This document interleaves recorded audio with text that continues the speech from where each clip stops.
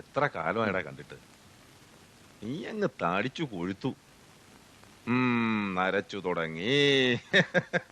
3 കുട്ടികളുടെ തന്തയിലടാ. 3 പേരുണ്ടോ? 3 പെൺകുട്ടികൾ. ആ, ചുമ്മാതല്ല നീ ഇങ്ങനെ കാശുണ്ടാക്കുന്നത്. എനിക്ക് പിന്നെ മക്കൾക്ക് വേണ്ടി സമ്പാദിച്ചു വെക്കേണ്ട കാര്യമില്ല. അതെന്താ? മക്കളില്ല, അത്ര തന്നെ. ഓ, പലപ്പോഴും ഞാൻ ആലോചിക്കും നിന്റെ വിവരങ്ങളൊക്കെ അന്വേഷിക്കണം.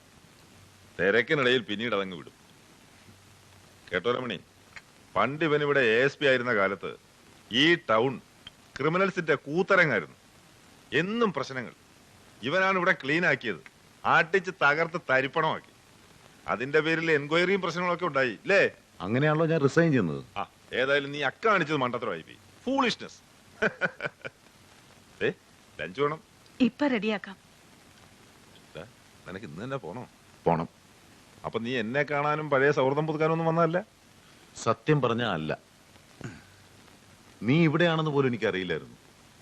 ഒരു എക്സ്പോർട്ടിംഗ് ലൈസൻസിന്റെ കാര്യമായിട്ട് വന്നതാണ് ഞാൻ. ടൗണിൽ വെച്ച് ഒരു ചെറിയ സംഭവം ഉണ്ടായി. ടൗൺ സ്റ്റേഷനിലെ SIയെ കണ്ടപ്പോഴാണ് നീയാണ് കമ്മീഷൻ അറിയുന്നത്. അപ്പോൾ ഇത് പറയുകയും ചെയ്യാം, നിന്നെ ഒന്ന് കാണുകയും ചെയ്യാന്ന് വെച്ചു.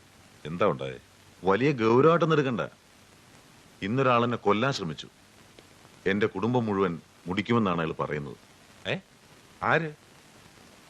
പണ്ടത്തെ ഒരു ക്രിമിനലാണ്, അലിയാർ.